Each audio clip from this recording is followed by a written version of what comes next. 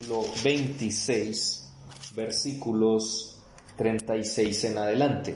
Venimos entonces, y la semana pasada estuvimos hablando acerca de lo que, por qué el Señor les habla de que debían velar con Él. Y decíamos obviamente en primera instancia que la situación lo ameritaba, era un momento de tristeza, un momento de dolor, un momento de carga, un momento bastante difícil tanto para Jesús como para sus seguidores, o sea, sus discípulos. Hablábamos también que en segundo lugar el Señor los quería a su lado en ese momento. Y 3, hablábamos de la otra razón era que ellos eran vulnerables por su humanidad, primero a la tentación, o sea, a la adversidad. Hablamos un poco sobre eso, también al pecado. Y segundo, aparte de la tentación, les decía, la carne es débil. Si miramos entonces allí en el versículo 41, dice, velad y orad para que no entréis en tentación. Es decir, el propósito de velar y orar era no entrar en tentación, y como dice, el espíritu a la verdad está dispuesto, pero la carne es débil. Encontramos aquí un contraste nuevamente entre la carne y el espíritu.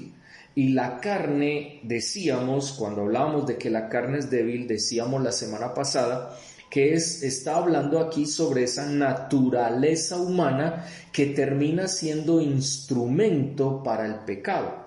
Pero también hablábamos de que es esa parte del ser humano que es incapaz de hacer lo que es correcto, aunque en su interior desee buscar de Dios, anhele la presencia de Dios, pero la carne es débil. Es decir, cuando habla de debilidad, está hablando de que es fácil, es incapaz de hacer lo correcto, aunque le hayan dado un mandato en ese momento al Señor. Del Señor, ese mandato que venía del Señor para ellos como discípulos. Entonces, obviamente, volviendo al texto, dice, versículo 41, velad y orad. Y es interesante ver que una vez más el Señor Jesucristo les dice a ellos, velen y oren, porque ya en el versículo 38 les había dicho, quedaos aquí y velad conmigo. Ahora, cuando hablamos de la humanidad, cuando hablamos de la carne es debido a la carnalidad, obviamente para poder, y Jesús lo sabía claramente porque Él estaba velando y orando. Ustedes a Él lo ven apartado de sus 3 discípulos que estaban con Él, y allá estaba velando y orando, clamando en un momento difícil. Pero a diferencia de los discípulos, infortunadamente Jesús también estaba en una carne débil, y su carne estaba débil en ese momento. Por eso Él sabía que era necesario velar y orar, estar despierto y clamar y orar, porque Jesús también estaba cansado, Jesús estaba triste, obviamente era tarde en la noche y también debía tener sueño, pero Él estaba velando y orando. Él no se quedó como los discípulos que se durmieron y que permitieron que su debilidad los llevara al sueño.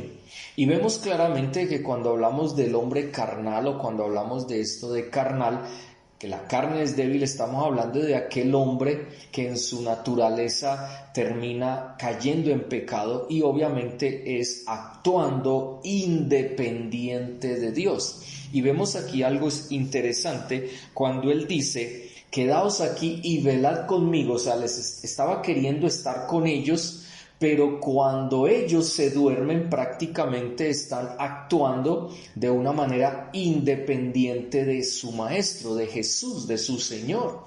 porque al dejarlo solo, al dormirse, mientras Jesús estaba orando, clamando, sudando hasta gotas de sangre, sabemos entonces que en cierta forma hubo una independencia porque ellos cayeron en la tentación del sueño en sus vidas. Dos, obviamente no es no tener en cuenta la dirección de Dios por medio del Espíritu y su palabra. En este momento, tanto Pedro como Juan y Jacobo no tuvieron en cuenta la dirección que Jesús les estaba dando a través de su palabra y del Espíritu mismo. Les estaba diciendo: quédense aquí y velen, porque es necesario que ustedes lo hagan para no entrar en tentación y que permitan que su carnalidad los lleve a apartarse de la voluntad de Dios y hacerse partícipes de lo que Dios quería de ellos en esos momentos. También debemos tener que es aquel esa carne debilitada, esa naturaleza del hombre le lleva a distraerse con facilidad y se adormece. Ellos por un momento se distrayeron en su sueño y no velaron y no oraron como el Señor les estaba indicando, la dirección que Dios les estaba dando. 4, se desvían tras sus propios criterios.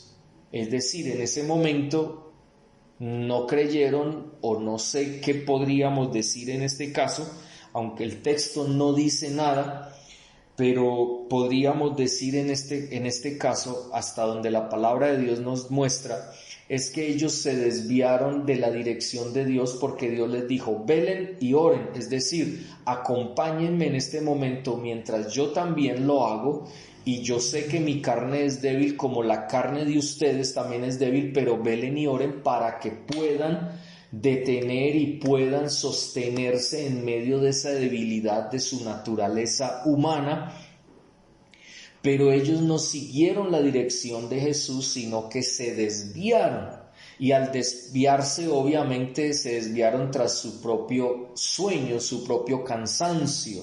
Por eso hablamos aquí de su propio criterio. Pero hoy en día, en una aplicación para nuestras vidas, hablamos de que nos desviamos a veces tras nuestros propios criterios y por eso terminamos pecando contra Dios, porque no seguimos su direccionamiento para nuestras vidas, no seguimos sus propósitos para nuestras vidas, porque estamos distraídos totalmente, adormecidos, porque no tenemos en cuenta esa dirección de Dios y entonces actuamos independientemente de lo que Dios ha trazado para nuestras vidas.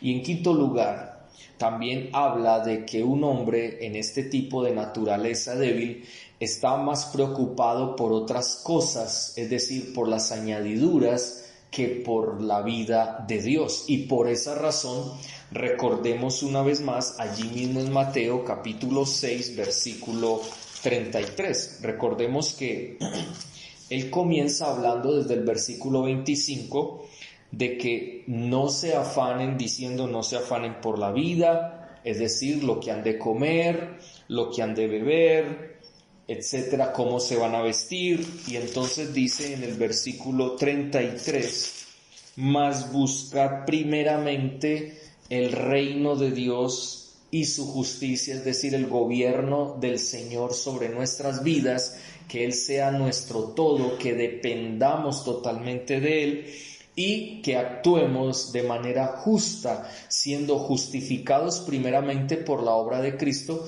y también obviamente el actuar y vivir una vida en santidad continuamente, o buscando esa vida de santidad continuamente. Pero infortunadamente a veces nosotros estamos más preocupados por otras cosas, y aquí en el texto vemos a unos discípulos totalmente preocupados más por el sueño, o podríamos decirlo, despreocupados del velar y orar, y más queriendo que su cuerpo descanse porque estaban cargados, porque estaban con sueño, estaban cansados, como ya lo hemos dicho.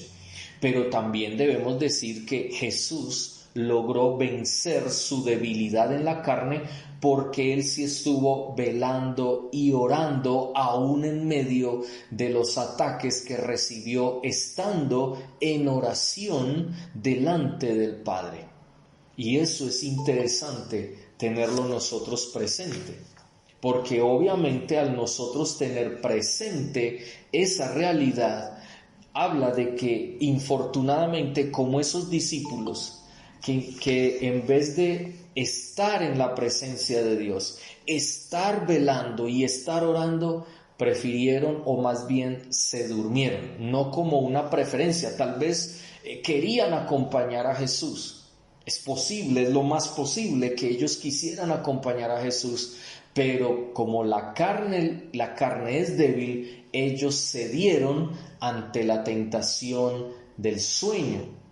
Ahora, si ustedes notan aquí, dice velad y orad. Y ya sabemos que velar es estar despiertos, estar vigilantes, estar alertas por nuestras vidas. Porque si en caso tal viene la tentación, nosotros podríamos caer en pecado si no estamos alertas, si no estamos despiertos.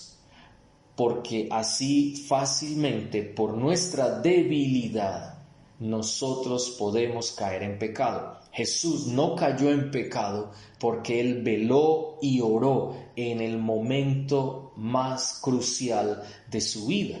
Recordemos que en ese momento Él oró la primera vez delante de Dios, versículo 39, y dijo: Padre mío, si es posible, pasa de mí esta copa.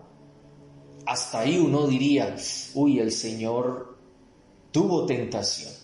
El Señor tuvo un momento crítico porque al decir, Señor, si es posible, pasa de mí esta copa. Sin embargo, mire lo que sigue diciendo después del punto y coma. Pero no sea como yo quiero, sino como tú. Recordemos que cuando dice, pasa de mí esta copa, la otra vez hicimos un análisis sobre la terminología, y cuando dice, pasa de mí esta copa es, Señor, que esto pase ya, yo ya no quiero más vivir esta circunstancia, por favor, que esto pase rápido, que lo que ha de pasar suceda ya, y listo, y se acabó. Sin embargo, mire lo que dice, pero no sea como yo quiero. Ahí hay un secreto dentro de la oración. No sea como yo quiero. Cuando nosotros oramos, nosotros le pedimos al Señor siempre lo que nosotros queremos. Es la realidad. Porque el texto, o hay otros textos donde nos dice, pedid y se os dará, llamad y se os abrirá, buscad y hallaréis. Sin embargo, el ejemplo que nos da Jesús es que aunque dice, pedid y se os dará, no significa que nosotros debamos pedir como yo quiera, porque es más, recordemos que en Romanos el apóstol Pablo decía claramente, nosotros no sabemos pedir como conviene y por eso el Espíritu Santo de Dios gime, ora, clama, pide al Padre con gemidos indecibles. O sea, no se puede ni siquiera decir cómo gime el Espíritu Santo. Pero nosotros no sabemos pedir como conviene porque siempre vamos a pedir lo que queremos y como lo queremos. Y ahí es donde está el problema. Y Santiago también dice lo mismo. Pedís y no recibís, Santiago capítulo 4. Pedís y no recibís porque pedís mal, porque pedís para vuestros propios deleites. Nosotros ni siquiera pensamos en los propósitos de Dios para nuestra vida cuando pedimos. Nosotros cuando pedimos, lo que menos miramos es cuál es la voluntad de Dios. Siempre miramos es cuál es mi voluntad, qué es lo que me trae satisfacción, qué es lo que trae a mi vida alegría, gozo, paz, pero no pensamos en lo que Dios quiere y tiene para nuestras vidas. Ahí es donde nosotros terminamos apartándonos de lo que Dios quiere para nosotros. Por eso el Señor les dice a ellos: velad y orad para que no entréis en tentación. Es decir, estén alertas espiritualmente, personalmente, porque el enemigo viene a tentar para que pidamos de manera equivocada y no vayamos a orar o a tener una relación con el Señor de acuerdo a su voluntad, sino como a nosotros de pronto nos pueda parecer, como pensemos, como creamos que pueden ser las cosas. Pero Dios tiene algo diferente, distinto para nuestras vidas. Y por eso debemos estar despiertos, vigilantes y discernir qué es lo que está sucediendo a nuestro alrededor. Y cuando vamos al Señor para orar conforme a su voluntad, debemos pedir como el Señor dice en su palabra. Y Jesús lo dice claramente: pero no sea como yo quiero, sino como tú quieras, oh Padre. Luego, cuando va, dice: vino otra vez y oró por segunda vez: Padre mío, si no puede pasar de mí esta copa sin que yo la beba, hágase tu voluntad. Cuando vemos la oración es muy similar, pero es tremendo porque dice: si usted no puede pasar de mí esta copa sin que yo la beba. Primero le dijo: si es posible, es decir, Señor, si tú quieres, si hay posibilidad, si hay la oportunidad, si hay esa leve momento en el cual tú puedas pasar de mí esta copa, ese momento, ese tiempo de sufrimiento, de dolor al cual iba a ser sometido desde el momento en que lo apresan, y de morir obviamente de la manera que murió en la cruz del Calvario, le dice: no sea como yo quiero, sino como tú. Pero después le dice: si no puede pasar de mí esta copa. Cuando el término habla ahí, si no puede, es como decir, si no es capaz, pero no es porque Dios no fuera capaz, sino que Dios no podía ir en contra de su voluntad, de su palabra, de su deseo de salvar al ser amado que era el hombre. Porque recordemos que por culpa de Adán y Eva, el hombre pecó y se alejó de Dios y la muerte entró. Y cuando la muerte entra el pecado, y por esa razón la tierra está en circunstancias hasta el día de hoy difíciles y de maldición. Y el hombre también, si no llega a Cristo. Y por eso vemos aquí algo distinto. Ya no le dice: si es posible, si hay la oportunidad, si tú quisieras que esto se acabe rápido, Señor, y ya, y listo. Pero le dice: pero no sea como yo quiero. Pero después le dice: si no puedes, es decir, si no puedes ir en contra de tu voluntad, de lo que está escrito, y yo tengo que pasar por todo lo que viene, entonces, Señor, que se haga tu voluntad. Que se haga lo que está escrito, porque escrito está. Que Jesucristo vendría como el Mesías, el Cristo, que habría de ser sacrificado por la humanidad en la cruz del Calvario. Y eso nos remite a Isaías 53. Y recordemos que en Isaías 53, vamos ahí a Isaías 53 por un momento, para recordar lo que habla de Jesucristo y de su sufrimiento.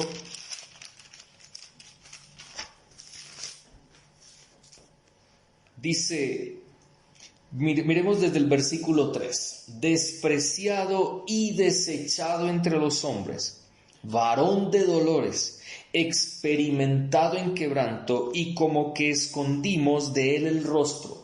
Fue menospreciado y no lo estimamos. Ciertamente él llevó nuestras enfermedades, sufrió nuestros dolores, y nosotros le tuvimos por azotado, por herido de Dios y abatido. Mas el herido fue por nuestras rebeliones, molido por nuestros pecados. El castigo de nuestra paz fue sobre él, y por su llaga fuimos nosotros curados. Todos nosotros nos descarriamos como ovejas, cada cual se apartó de su camino, mas Jehová cargó en él el pecado de todos nosotros, y la copa de la ira de Jehová estuvo sobre Jesucristo. A partir de ese momento, angustiado él y afligido, no abrió su boca, como cordero fue llevado al matadero, y como oveja delante de sus trasquiladores, enmudeció y no abrió su boca. Y usted puede seguir leyendo si quiere, pero ahí vemos claramente que ya estaba escrito todo por lo que Jesús iba a pasar paso a paso. Momento a momento, ya estaba escrito. Por eso, en la primera oración que hace Jesús es, si es posible, Señor, es decir, si puedes hacerlo, si quieres hacerlo, si tienes esa oportunidad de hacerlo, que esto pase rápido, Señor, que ya no haya tal sufrimiento como el que se está viviendo, sino que esto pase ya. Pero sin embargo le dice, pero no se haga como yo quiero, sino como tú quieras. Luego, obviamente, ya dice, si no puedes pasar de mí esta copa, es decir, la copa de la ira de Dios sobre su vida, y tú quieres que yo la beba, entonces que se haga tu voluntad. Fue tremendo su oración, porque hay un momento en el cual nosotros podemos orarle al Señor y decirle, Señor, si te es posible, si está en tu corazón, si tú quieres hacerlo, y no derramas la copa de tu ira sobre nuestra vida. Pero igual hay que terminar diciendo, pero no se haga mi voluntad, lo que yo quiero, sino tu voluntad. Y obviamente, si hay algo escrito que deba pasar en tu vida de parte de Dios, va a pasar. Y tendrás que vivir esa copa de la ira de Dios, porque estaba escrito, porque eso ya el Señor lo había establecido para tu vida, porque quería enseñarte, porque quería hacer algo en tu vida y sacar de ti una mejor persona. Y de acuerdo a eso, entonces, Él hará su voluntad. Él hará su voluntad, porque Él ya sabía por dónde tú y yo íbamos a pasar. Es muy, pero muy interesante esto para nuestras vidas, y también nos muestra que la forma en que oramos en ocasiones es equivocada. ¿Por qué? Vamos a mirar qué significa cuando el Señor dice orar. Significa suplicar. Y esa súplica no debe ser, primero, con hipocresía.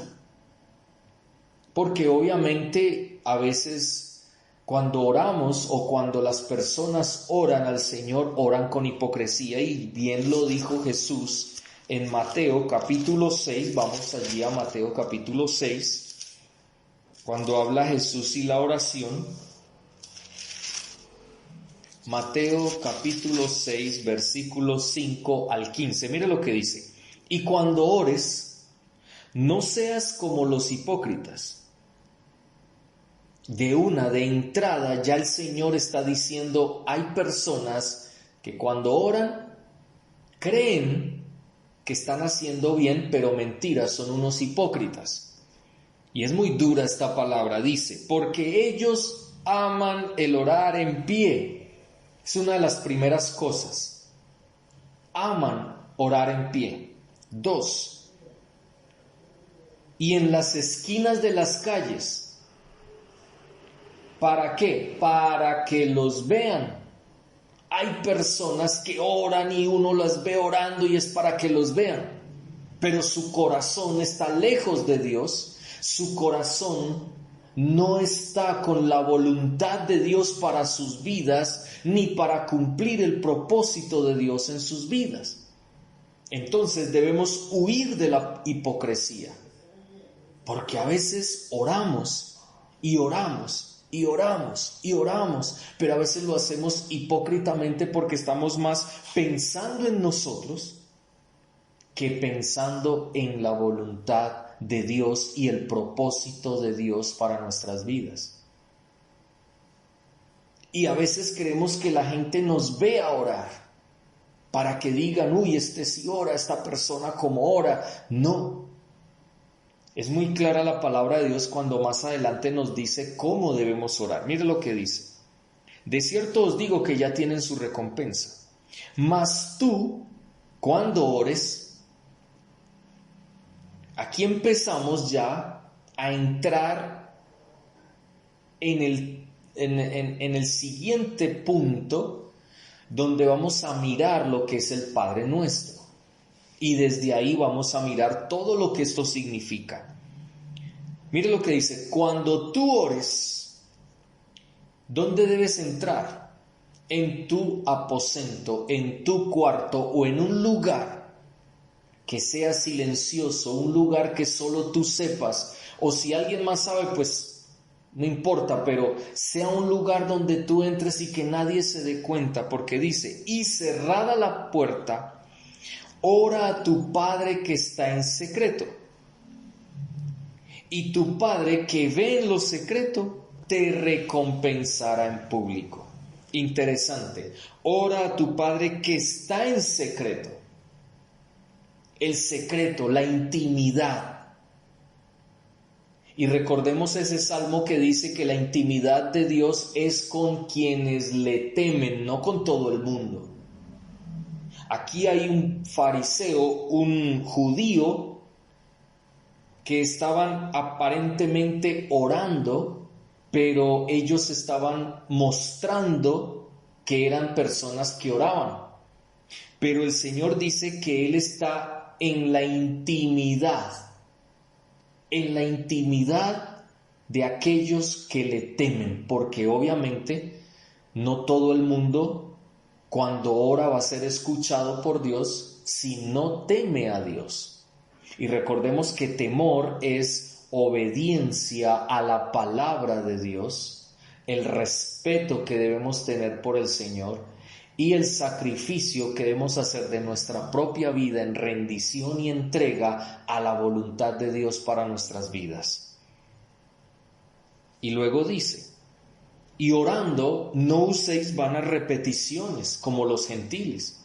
Recordemos que los gentiles de esa época eran los romanos, los griegos y todos los que habían por ahí alrededor que no eran parte del pueblo de Dios. Los gentiles tenían otros dioses y los gentiles utilizaban diferentes rituales delante de sus dioses y les rezaban, no les oraban, les rezaban, porque recordemos que rezar es repetir una oración o repetir unas palabras pensando que usándolas continuamente y repetidamente van a ser oídos por Dios. Y eso no es cierto, eso no es verdad.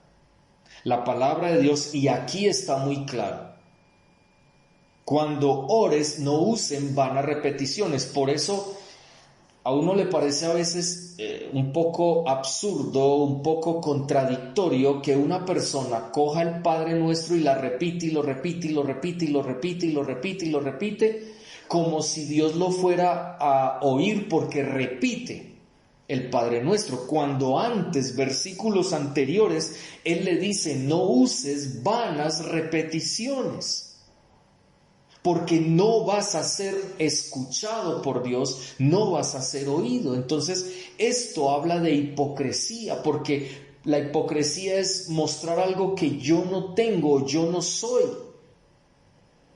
Y yo debería, delante de la presencia de Dios, ser sincero y mostrarle al Señor quién soy delante de Él y no usar vanas repeticiones. Y que estoy dispuesto verdaderamente a hacer su voluntad. Y en segundo lugar, otro texto que también es conocido, Lucas capítulo 18, 10, habla de la parábola del fariseo y el publicano. Nuevamente le está hablando a los judíos, mostrándoles que están equivocados de cómo ellos oraban en su época.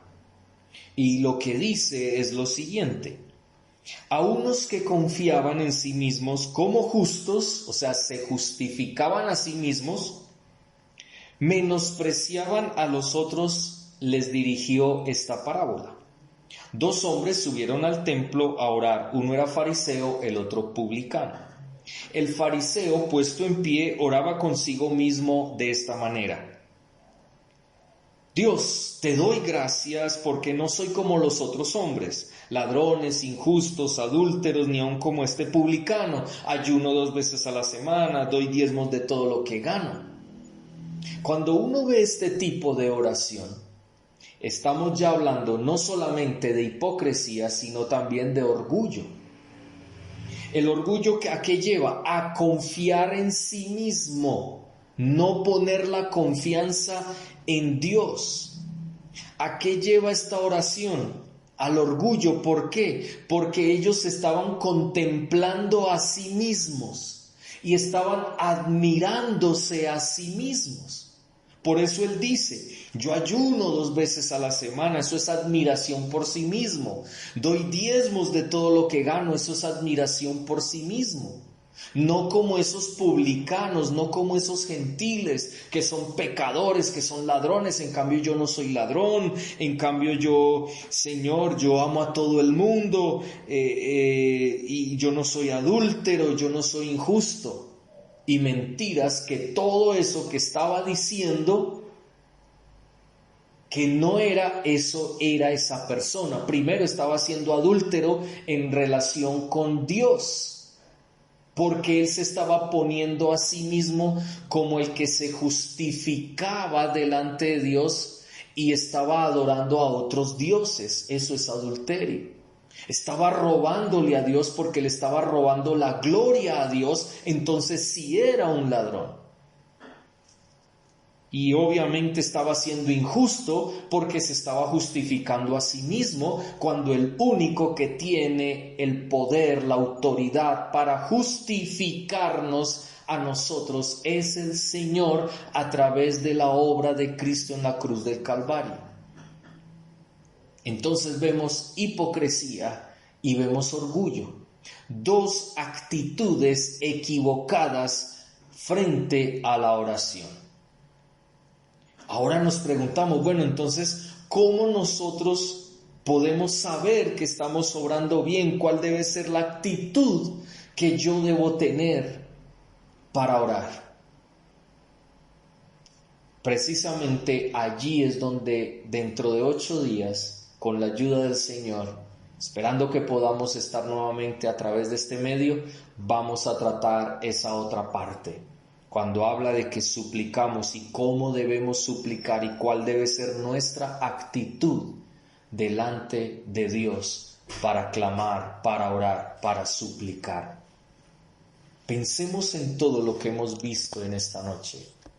¿Realmente estamos despiertos, estamos vigilantes, estamos alertas a todo lo que está sucediendo a nuestro alrededor para poder orar, para poder suplicar, no con hipocresía, no con orgullo, sino haciéndolo de acuerdo a la voluntad de Dios. Vamos a orar en esta noche y vamos a darle gracias a Dios por su palabra. Padre,